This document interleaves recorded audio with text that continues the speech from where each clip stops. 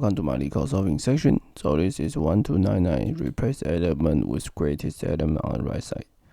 So given array, replace every element in that array with the greatest element among elements to its right, and place the last element with -1. So for example, 17, the right part is 18, 5, 4, 6, 9. So the greatest is 18. So we replace 17 by 18. And for the 18, the right part has 4 elements, 5, 4, 6, 1. So we return 6 and keep going. But the last one, there's no right, so we return -1. Okay, so you can solve it by just follow the instruction.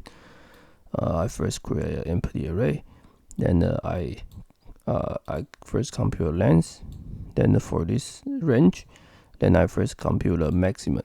So this is the 0 plus 1. So basically it's 1.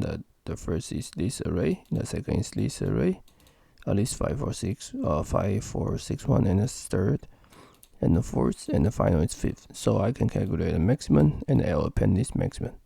And finally, I just append -1 because the final need to be -1, and I return L. So this is the naive implementation.